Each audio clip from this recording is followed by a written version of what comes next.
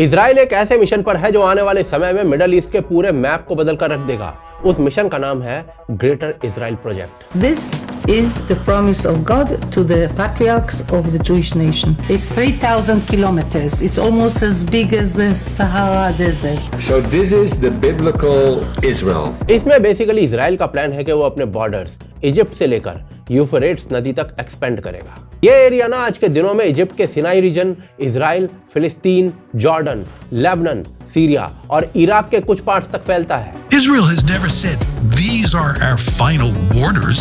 David Ben-Gurion didn't get up on a soapbox and say we are going to create a greater Israel and it's going to include southern Lebanon, southern Syria, the occupied territories, Green Line Israel, the Sinai. In fact बोलने वाले तो यहाँ तक बोल रहे हैं कि मक्का और मदीना तक के ऊपर इजराइल की निगाहें हैं। And then we're going to take, I believe we're going to take Mecca, Medina and Mount Sinai and purify those places. और इसी कारण से ना इजराइल कभी भी अपने बॉर्डर्स को ऑफिशियली डिफाइन नहीं करता है, बल्कि अपने देश को एक बॉर्डरलेस नेशन के रूप में प्रोजेक्ट करता है, ताकि फ्यूचर में जब भी जरूरत पड़े तो अपने बॉर्डर्स को एक्सपेंड कर सके। Israeli leaders are once again talking about Greater Israel.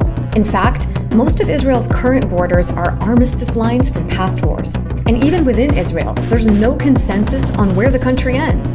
There's a reason Israel has never officially declared its full borders. It keeps them intentionally vague. This ambiguity has always been part of the plan, allowing for territorial expansion whenever opportunities arise.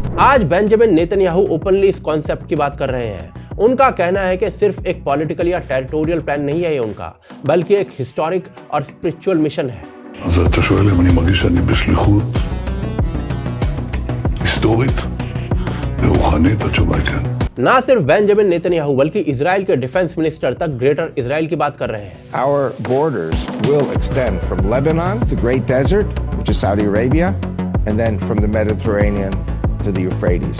Israeli soldiers have been spotted wearing Greater Israel patches. Israel के बाकी ministers भी openly इस master plan को बता रहे हैं। Jared Kushner were recently interviewed on 60 Minutes, and they specifically were asked about the plan for Gaza. But it's the master plan, and we're working with a group of people who have been working on master plans for the last 2 years. जहां 1965 में West Bank में कुछ गिने चुने यहूदी थे ना, आज उनकी संख्या वहां पर 8 लाख से ज्यादा हो चुकी है। तो सवाल ये उठता है कि आखिर ये सब कुछ हो कैसे रहा है? नेतन्याहू का वो कौन सा मास्टर प्लान है जो ग्रेटर इजराइल को बनाने में मदद कर रहा है? और आखिर क्यों ग्रेटर इजराइल जो है ना वो यहूदियों के लिए इतना इंपॉर्टेंट है? और सबसे मेन बात, भारत क्या सीख सकता है नेतन्याहू के इस मास्टर प्लान से? आइए जानते हैं इस वीडियो में। देखिए, इस बात को समझने के लिए कि इजराइल कैसे आज अपने आप को ग्रेटर इजराइल बनाने की तरफ आगे बढ़ रहा है, हमें ये बात समझनी पड़ेगी कि आखिर ये ग्रेटर इजराइल है क्या और क्यों इजराइल इसको लेकर इतना सीरियस है। और इस बात को समझने के लिए हमें हिस्ट्री में थोड़ा पीछे जाना पड़ेगा। शुरुआत में भले ही आपको ये काफी पुरानी हिस्ट्री लगेगी, लेकिन ट्रस्ट मी, ये समझना बहुत जरूरी है, क्योंकि इससे आपको आज की जियोपॉलिटिक्स की पूरी पिक्चर क्लियर हो जाएगी। मान्यता के अनुसार ना अराउंड 1200 टू 1000 BCE के बीच, यानी आज से लगभग 4000 साल पहले, आज के इराक के उर शहर में यहूदी धर्म के पहले प्रॉफिट यानी कि अब्राहम का जन्म हुआ था। और यहीं पर ना याहवे यानी कि जूइश गॉड ने अब्राहम के साथ एक एवरलास्टिंग कॉवेनेंट यानी कि एक पवित्र संकल्प किया था। बेसिकली एक ऐसा वादा था जिसमें कहा गया कि अगर यहूदी फेथफुल रहते हैं ना तो उनको बदले में एक खास जमीन दी जाएगी जो कि इजिप्ट की नदी से लेकर यूफ्रेट्स तक फैली हुई थी। ये वही प्रॉमिस लैंड था जिसे बाद में इरेट्स इजराइल यानी कि लैंड ऑफ इजराइल कहा गया, और इसी प्रॉमिस ने यहूदी सिविलाइजेशन की नींव रखी थी। लेकिन जब यहूदी इस धरती पर बसने लगे ना तो कुछ ही समय बाद अचानक से यहाँ पर भयंकर अकाल आ गया। खाने पानी की कमी के कारण उन्हें अपनी जमीन छोड़कर टेम्परेरी तौर पर इजिप्ट में जाकर रहना पड़ा। शुरुआत में सब कुछ ठीक था, लेकिन धीरे धीरे इजिप्ट के राजा फिरौन ने इन सभी यहूदियों को गुलाम बना लिया। सैकड़ों साल तक यहूदी लोग इजिप्ट की गुलामी में रहे। फिरौन ने तो उनके ऊपर अत्याचार की हद कर दी थी। इनफैक्ट उसने एक ऑर्डर दिया था जिसके अनुसार सभी यहूदी मेल बच्चे जो है ना उनको पैदा होते ही मार देना चाहिए। इसी दौरान ज्यूज के one of the most important profits Moses आते हैं जो आगे चलकर यहूदियों को इजिप्ट की गुलामी से आज़ादी दिलाते हैं। ये जो लाल सागर को डिवाइड करने वाली कहानी है ना, वो इसी प्रॉफिट मोसेस से लिंक है। खैर, इस आज़ादी के बाद ना यहूदी वापस अपने प्रॉमिस्ड लैंड में लौट कर आए। धीरे धीरे उन्होंने वहां पर दोबारा से सेटल होना शुरू किया। लेकिन टाइम के साथ ना यहूदियों ने रियलाइज किया कि एक ऑर्गेनाइज स्टेट के लिए उनके पास एक सेंट्रल लीडरशिप होनी चाहिए, जिसके कारण सॉल नाम के एक आदमी को पहला राजा बनाया गया यहूदी स्टेट का। इसके बाद किंग डेविड आए, जिन्होंने यरूशलेम को अपना कैपिटल बनाया और पूरे रीजन को एक पावरफुल किंगडम में बदल दिया। डेविड के बाद किंग सोलोमन ने उनके रूल को और मजबूत किया। सोलोमन ने यरूशलेम में पहला मंदिर बनवाया, जो कि यहूदियों का सबसे पवित्र स्थान माना जाता है आज भी। ये यहूदियों का गोल्डन एज था उस समय। लेकिन कुछ समय बाद ना सोलोमन की अचानक से मृत्यु हो जाती है और उसके बाद बहुत बड़ा पावर गैप बन जाता है, क्योंकि सोलोमन के बाद कोई स्ट्रॉन्ग सक्सेसर नहीं था, जिस कारण जूइश किंगडम दो हिस्सों में बट जाती है। उत्तर का हिस्सा इजराइल कहलाया, जिसकी राजधानी समारिया बनी, लेकिन दक्षिण का हिस्सा यहूदा कहलाया, जिसकी राजधानी यरूशलेम बनी। अब दोनों हिस्सों के अपने अपने अलग राजा थे, और जैसा कि भाई साहब हर सिविलाइजेशन के साथ होता है, जहां यूनिटी खत्म होती है तो दुश्मनों को वो सिविलाइजेशन खत्म करने का मौका मिल जाता है। और इसी कारण से 722 BC में एक पावरफुल एम्पायर असीरिया ने इजराइल वाली जो किंगडम थी ना, उसके ऊपर अटैक करके उसको पूरी तरीके से डिस्ट्रॉय कर दिया। हजारों इजरायली या तो मारे गए या फिर इजराइल छोड़कर भागने पर मजबूर हो गए। इसके बाद जो बेबीलोनियंस थे, उन्होंने दूसरी किंगडम यानी कि यहूदा को टारगेट कर लिया।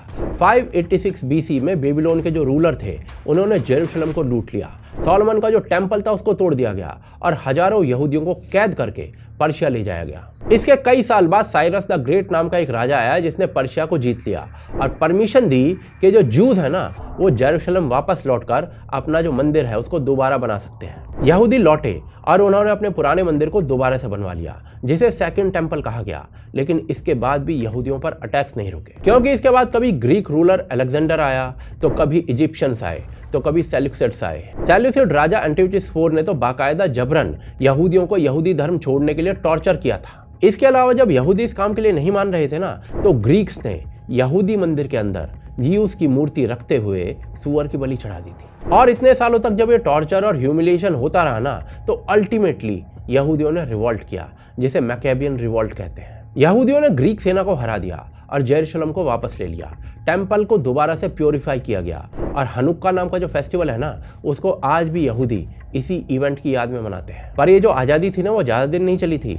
63 BC में रोमन जनरल पॉम्पेई ने यरूशलेम को कैप्चर कर लिया था और इजराइल अब एक रोमन प्रोविंस बन गया था। समय बीतने के साथ रोमन्स जो थे वो क्रिश्चियंस बने और रोमन्स ने यहूदियों के कल्चर को पूरी तरीके से दबा दिया। क्रिश्चियनिटी को इनके ऊपर थोप दिया गया। आखिरकार जब रोमन्स का यहूदियों पर टॉर्चर हद से ज्यादा बढ़ गया, तो यहूदियों ने वापस से विद्रोह किया, लेकिन रोमन्स ने काउंटर रिवेंज में यरूशलेम को पूरी तरीके से डिस्ट्रॉय कर दिया। रोमन सेना ने पूरे शहर को जलाकर राख कर दिया था। इनफैक्ट सेकंड टेंपल को तो पूरी तरीके से तोड़ दिया गया था। यही टेंपल ना आज केवल एक दीवार के रूप में बचा है, जिसे आज आप वेस्टर्न वॉल कहते हैं। रोमन रूल के दौरान हजारों यहूदी मारे गए, लाखों को गुलाम बनाकर रोम ले जाया गया। इतिहासकारों के अनुसार 5 लाख से ज्यादा यहूदी मारे गए थे। रोमन्स ने यरूशलेम का नाम तक बदल दिया था और जूस को वहां वापस आने के लिए मना कर दिया था। और इस नरसंहार के बाद ना यहूदी अपने पूरे होमलैंड से पूरी तरीके से बिखर गए थे।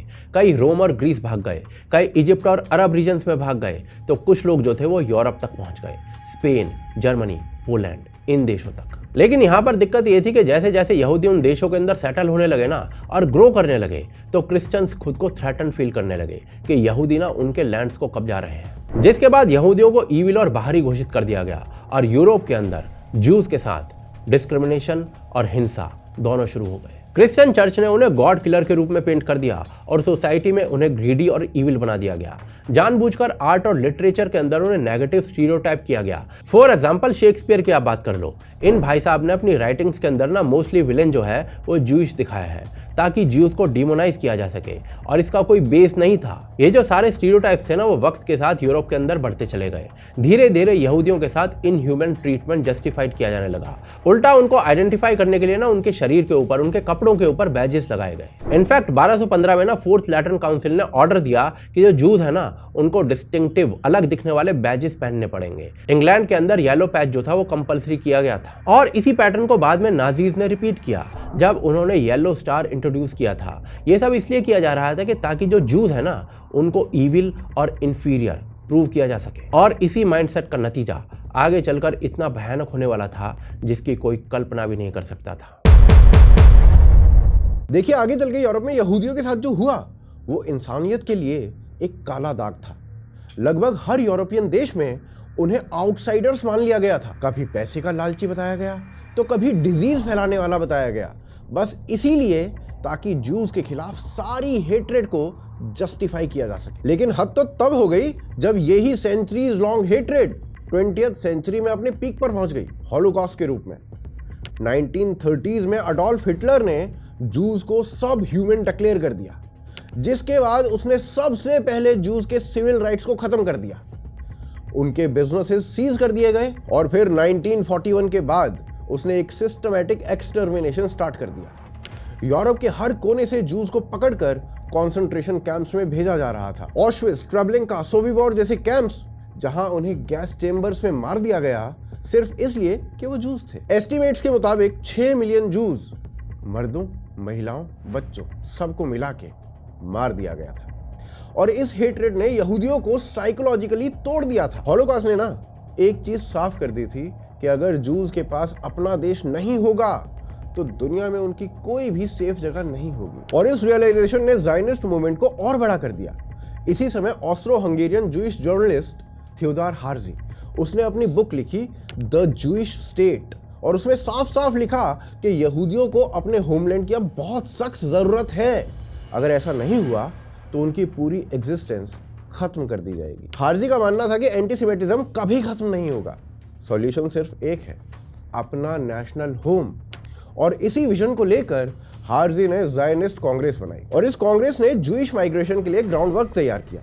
जिसके बाद चाइम वाइजमैन आए और उन्होंने डिप्लोमेसी के थ्रू ब्रिटिश और यूरोपियन गवर्नमेंट्स को कन्विंस करना शुरू किया कि जूइस को अपने प्रॉमिस्ड लैंड में एक होमलैंड मिलना चाहिए। पर यहाँ पर ना एक बहुत बड़ी दिक्कत थी। उस समय ये जो प्रॉमिस्ड लैंड वाला रीजन था ये कुछ और नहीं बल्कि पैलेस्टाइन बन चुका था, जो ऑटोमन एम्पायर के अंडर था, जहां मोस्टली अरब मुस्लिम पॉपुलेशन बस चुकी थी। लेकिन 1945 में जब सेकेंड वर्ल्ड वॉर खत्म हो गई तो उसके बाद ना दुनिया ने कॉन्सेंट्रेशन कैंप्स के सीन्स देखे, तब ग्लोबल सिंपैथी इजराइल के फेवर में हो गई थी। और इसी कारण फाइनली 1947 में यूनाइटेड नेशंस ने एक प्रपोजल दिया, पैलेस्टाइन को 2 पार्ट्स में बांटा जाए, एक जूइश स्टेट और दूसरा मुस्लिम स्टेट। और इसके बाद ना दुनिया भर के जूस फिलिस्तीन में आने लगे। उन्होंने बैरन लैंड्स के ऊपर अपने सेटलमेंट्स बनाए, एग्रीकल्चर शुरू किया, हिब्रू लैंग्वेज जो कि खत्म हो चुकी थी उसको रिवाइव किया और अपने स्कूल्स, हॉस्पिटल्स, यूनिवर्सिटीज खोलने लगे। लेकिन अरब पॉपुलेशन को लगा कि उनकी लैंड छीनी जा रही है। At the same time juice भी यूएन के इस प्रपोजल से बहुत खुश नहीं थे। उन्हें अपना लैंड पूरा का पूरा वापस चाहिए था ताकि वो अपनी कम्युनिटी को एक्सटेंशन से बचा सके। उनका बेसिकली कहना यह था कि जब ये जगह हमेशा से यहूदियों का होमलैंड रहा है तो इसमें पूरा हक यहूदियों का ही होना चाहिए। स्टिल इसके बावजूद जूस ने रिलक्टेंटली इस प्लान को एक्सेप्ट किया क्योंकि सबसे पहले जरूरत थी यहूदियों का अपना एक इंडिपेंडेंट देश होना। उनके लीडर्स जानते थे कि उनका एम ना पूरा का पूरा इजराइल वापस लेना है, लेकिन अभी के लिए पॉलिटिकल एक्सेप्टेंस वो बहुत जरूरी है। इनफैक्ट डेविड बेन गुरियन, उन्होंने खुद प्राइवेटली ये कहा था कि हम इसको एज अ बिगिनिंग के लिए एक्सेप्ट कर रहे हैं। When we are strong, we shall take the whole of Israel back. 14 मई 1948, 14 मई 1948 को जूस के लिए इजराइल बना दिया गया। लेकिन वहीं दूसरी तरफ अरब वर्ल्ड ने यूएन के प्लान को रिजेक्ट कर दिया। उन्होंने कहा कि फिलिस्तीन सिर्फ मुस्लिम लैंड है और यहाँ पर जूस का कोई हक नहीं। जिसके बाद अगले ही दिन 15 मई को 15 मई को Egypt, Syria, Jordan, Lebanon, Iraq सब अपनी अपनी आर्मीज भेज देते हैं और इजराइल को चारों तरफ से घेर कर हमला कर दिया जाता है। सऊदी अरब और बाकी के जो अरब देश थे उन्होंने इन देशों को वेपन्स और फंड प्रोवाइड करवाना शुरू कर दिया था। एम बिल्कुल क्लियर था, नए नए पैदा हुए इजराइल को कुछ ही दिन में मिटा दो। लेकिन जहां उनके पास टैंक्स और नंबर्स थे वहीं इजराइल के पास यूनिटी और विल पावर थी। इजराइल को और जूस को पता था कि अगर अभी अपने देश के लिए नहीं लड़े तो उनकी पूरी की पूरी कम्युनिटी खत्म हो जाएगी। फिर क्या, यहूदियों ने ना सिर्फ सरवाइव किया बल्कि वॉर भी जीती, और ना केवल वॉर जीती, बदले में ना अपना मैप भी बड़ा कर लिया। ये विक्ट्री सिर्फ मिलिट्री की नहीं थी, ये तमाचा साबित हुई उन सभी अरब देशों के ऊपर जो इजराइल को कुछ दिन में मिटाने का सपना देख रहे थे। ये हार अरब वर्ल्ड को बिल्कुल बर्दाश्त नहीं हुई और इसके बाद पूरा का पूरा जो मिडिल ईस्ट था वो केवल वॉर के चक्कर में आ चुका था। चाहे वो 1956 हो, 1967 हो, 1967 में 6 डे वॉर हुई थी फिर 1973 में यौम किप्पुर की वॉर हुई थी। अरब नेशंस ने कई बार इसराइल के खिलाफ वॉर छेड़ी, लेकिन इसराइल ने हर बार उनका ढंग से मुकाबला किया। उल्टा Sinai, Gaza, West Bank, east यरूशलेम और गोलान हाइट्स जैसे जो स्ट्रेटेजिक लोकेशंस थे ना, उनके ऊपर अपना कंट्रोल भी कर लिया। हर वॉर के बाद एक पैटर्न बहुत क्लियर हो चुका था कि जब भी वॉर होती, इजराइल अरब नेशन से उनका कुछ ना कुछ हिस्सा छीनकर अपने मैप को बड़ा कर लेता। धीरे धीरे इजराइल और पावरफुल होने लगा। अल्टीमेटली 1979 में इजिप्ट के प्रेसिडेंट अनवर सदात वो इजराइल के साथ पीस ट्रीटी साइन कर लेते हैं। अब इस पीस ट्रीटी के बाद इजराइल ने इजिप्ट की कैप्चर्ड लैंड को वापस कर दिया, लेकिन इसके बदले में इजिप्ट पहला अरब देश बना जिसने इजराइल को रिकॉग्नाइज किया। 1994 में जॉर्डन ने भी एक पीस ट्रीटी साइन कर ली इजराइल के साथ। ये दोनों एग्जाम्पल दिखाते थे कि इजराइल केवल पावर से पीस ला सकता था, अगर कमजोर हुआ तो यही देश उसे खत्म कर देंगे। और इसी रियलाइजेशन ने इजराइल के फ्यूचर की पॉलिसीज को डिफाइन किया। उन्होंने इस बात को समझा कि अगर उन्हें सरवाइव भी करना है तो उन्हें काफी ज्यादा पावरफुल होना पड़ेगा, और अगर उसके लिए अपने देश को इन फ्यूचर एक्सटेंड भी करना पड़े तो बिल्कुल पीछे नहीं हटना चाहिए। यही सोच आगे चलकर उनके ग्रेटर इजराइल के प्रोजेक्ट का फिलॉसफिकल बेस बनी। लेकिन यह सब ना इतना आसान नहीं था, लेकिन इजराइल ने ऐसी कई स्ट्रेटजीज अपनाई जिससे ये सब कुछ आसान लगने लगा। देखिए, इजराइल ना ये बात समझ चुका था कि उसके चारों तरफ के जो देश है ना, अरब देश, वो कभी भी उसको ओपनली एक्सेप्ट नहीं करेंगे।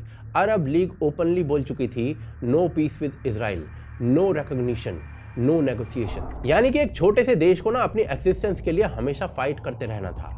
तब उन्होंने डिसाइड किया कि अगर सर्वाइवल चाहिए ना, तो उन्हें मिलिट्री, इंटेलिजेंस और टेरिटरी तीनों के ऊपर पूरा कंट्रोल लेना होगा। जिसके बाद इजराइल ने कई स्ट्रेटजीज को फॉलो करना शुरू किया। सबसे पहला स्टेप था एक अनमैच सिक्योरिटी नेटवर्क बनाना, जिसमें हर यहूदी को स्कूल के बाद मिलिट्री ट्रेनिंग कंपलसरी कर दी गई, जिससे एक ऐसी सोसाइटी बनी जो वॉर के समय अपने देश के लिए जान देना जानते थे। इसके बाद मोसाद और शिन बेत जैसी ऑर्गेनाइजेशंस बनाई गई, जिनका नाम दुनिया की one of the top intelligence में आज की डेट में आता है। 1960 में मोसाद ने अर्जेंटीना से हॉलोकॉस्ट के आर्किटेक्ट अडोल्फ आइकमैन को पकड़कर इजराइल लेकर आए और उसको ट्रायल पर लटका दिया। और इस ऑपरेशन ने पूरी दुनिया को दिखा दिया कि इजराइल अब अपने दुश्मनों को टॉलरेट नहीं करेगा। लेकिन इजराइल को पता था कि डिफेंड करना अब ऑप्शन ही नहीं है, क्योंकि इजराइल ना तभी तक सेफ है जब तक इजराइल पावरफुल है। जिस दिन इजराइल थोड़ा भी वीक हुआ, अरब वर्ल्ड ना वापस से इजराइल को खत्म करने में पीछे नहीं हटेगा। और इसीलिए जरूरी है कि अपने बॉर्डर्स को एक्सपेंड करके पावरफुल बना लिया जाए। और इसी रीजन की वजह से ना इजराइल ने कभी भी अपने बॉर्डर्स को डिफाइन ही नहीं किया,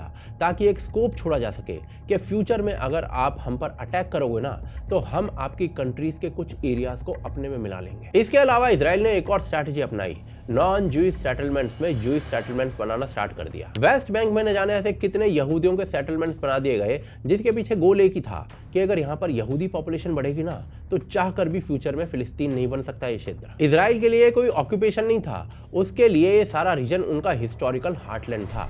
उनका कहना था कि यहाँ हमारे एंसेस्टर्स जो है ना, हमारे पूर्वज वो रहे हैं, यहाँ हमारा टेम्पल था, यही हमारा घर है। और इंटरेस्टिंगली, जिन जिन जगहों पर इजराइल ने अपनी सेटलमेंट बनाई थी ना, वहाँ पर उन्होंने अपनी टेक्नोलॉजी और एग्रीकल्चर से पूरी दुनिया को शॉक कर दिया था। नीगेव और गैलीली जैसे रेगिस्तान में भी उन्होंने ड्रिप इरिगेशन से खेती शुरू की और बंजर जमीन को हरा भरा बना दिया। जहाँ जहाँ पर पानी की कमी थी ना, वहाँ उन्होंने डिसैलिनेशन प्लांट्स लगाए। आज भी इजराइल पूरी दुनिया में एक लीडर है वाटर रिसाइकल और एग्रीकल्चर इनोवेशन के अंदर। और आपको बता दूं कि एरिल शैरोन, जो कि उस समय के इजराइल के प्राइम मिनिस्टर थे, उन्होंने क्लियरली कहा था कि हर सेटलमेंट जो है ना, वो एक सिक्योरिटी शील्ड है और इजराइल को अपने क्षेत्र के लिए, अपनी टेरिटरी के लिए किसी से लेक्चर सुनने की जरूरत नहीं है। शैरन के बाद बेंजामिन नेतन्याहू पावर में आए, जो इजराइल की सर्वाइवल डॉक्ट्रिन को 21वीं सेंचुरी के स्केल पर ले गए। नेतन्याहू ने बाकी इजरायली लीडर्स की तरह साफ कह दिया कि इजराइल में तब तक पीस नहीं आ सकती, तब तक शांति नहीं आ सकती, जब तक हम पूरी तरीके से सिक्योर नहीं हो जाते। और इसी वजह से ना नेतन्याहू ने क्लियरली अपने दुश्मनों को आइडेंटिफाई किया,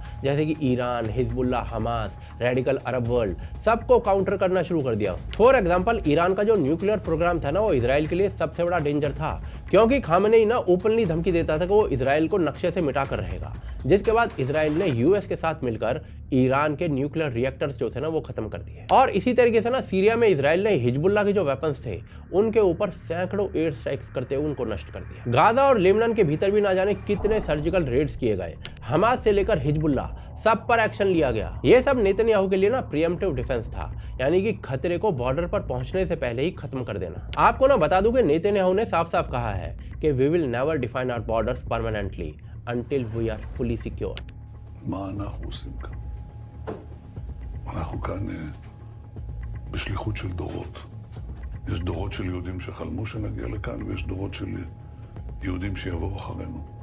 אז אתה שואל אם אני מרגיש שאני בשליחות היסטורית ורוחנית, התשובה היא כן. यानी उनके लिए ग्रेटर इजराइल का आइडिया सिर्फ एक रिलीजियस आइडिया नहीं है, बल्कि साथ में एक जियोपॉलिटिकल सिक्योरिटी रीजन भी है। इनफैक्ट सिर्फ नेतन्याहू नहीं बल्कि इजराइल के बाकी लीडर्स भी यही कहते हैं। आज नेतन्याहू के रूल में सेटलमेंट्स का एक्सपेंशन और तेजी से हो रहा है। Israeli leaders are once again talking about Greater Israel, a long-standing Zionist vision of an Israeli state that stretches far beyond the territory it currently holds. Just days ago, Israeli Prime Minister Benjamin Netanyahu West Bank और east Jerusalem के अंदर ना 1967 के अंदर कुछ सैकड़ों settlers थे जो आज की डेट में 8 लाख को फांद चुके हैं। वेस्ट बैंक में नए हाउसिंग प्रोजेक्ट्स, ईस्ट जेरूशलम के अंदर कंस्ट्रक्शंस और गाजा बॉर्डर के आसपास सिक्योरिटी जोन्स बनाए गए हैं। वेस्ट बैंक और ईस्ट जेरूशलम के अंदर ना 1967 के अंदर कुछ सैकड़ों सेटलर्स थे जो आज की डेट में 8 लाख को फांद चुके हैं। और ये सारे ना उस मास्टर प्लान का हिस्सा है जिसमें इजराइल ने इन सभी क्षेत्रों को अपने में मिलाना चाहता है। इजराइल ने आज ये बात समझ ली है कि जितना वो पावरफुल होगा उतना ही सिक्योर होगा, और यही फिलॉसफी है जो आज इजराइल को ड्राइव कर रही है कि वो ग्रेटर इजराइल बनाने की तरफ बढ़े। और इसी रीजन की वजह से ना इजरायली सोल्जर्स जो हैं वो अपनी यूनिफॉर्म पे ग्रेटर इजराइल का पैच लगाते हैं। तो कुछ इजरायली सोल्जर्स जो है ना वो जूडिया और समारिया के फ्लैग्स के साथ दिखते हैं। और यही रीजन है कि जब इजराइल के लीडर्स ग्रेटर इजराइल की बात करते हैं ना तो वो एक सिविलाइजेशनल स्टेटमेंट दे रहे होते हैं कि यहाँ पर 4000 साल पहले एक कॉवेनेंट हुआ करता था, आज वो वापस खड़ा है और इस बार उसे कोई नहीं हिला सकता। देखिए, जब आप इजराइल की 75 साल की जर्नी को देखते हो ना तो अब आपको पता चलता है कि एक छोटी सी डेजर्ट कंट्री जिसे हर तरफ से एनिमीज घेरे हुए थे, और फिर आज के इजराइल को देखते हो जो मिडल ईस्ट का सबसे पावरफुल और सबसे टेक्नोलॉजिकली एडवांस्ड देश बन चुका है। तो एक क्वेश्चन तो नेचुरली उठता है, क्या इंडिया भी ऐसा कर सकता है? क्या भारत भी अपनी ज्योग्राफी, कल्चर और एनिमीज के बीच एक इंडियन मॉडल ऑफ सर्वाइवल बना सकता है जैसे इजराइल ने बनाया? स्पेशली तब जब आज इंडिया भी सेम इजराइल की तरह अपने नेबरहुड में दुश्मनों से घिरा हुआ है। तो इसका जवाब है हाँ, बिल्कुल। पर इसके लिए ना हमें इजराइल के इस मास्टर प्लान को फॉलो करना पड़ेगा। सबसे पहली चीज जो इंडिया को इजराइल से सीखनी पड़ेगी वो है सिक्योरिटी को प्रायोरिटी बनाना। इजराइल के लिए डिफेंस कोई डिपार्टमेंट नहीं था, एक माइंडसेट था। इंडिया को भी अपनी सिक्योरिटी को प्रायोरिटी पर रखना पड़ेगा, क्योंकि हमारे भी चारों तरफ हॉस्टाइल नेशंस हैं। पाकिस्तान, चाइना, इंडियन ओशन में हिडन थ्रेट्स वेट कर रहे हैं। दूसरी चीज सेटलमेंट्स और डेमोग्राफिक सिक्योरिटी। इजराइल ने समझा कि डेमोग्राफी इज डेस्टिनी। अगर आप अपने बॉर्डर्स और सेंसिटिव एरियाज में डेमोग्राफी को कंट्रोल नहीं करोगे तो उसको एनिमी देश एक्सप्लॉइट करेगा और वही एरियाज आपके कंट्रोल से बाहर निकलने लगेंगे।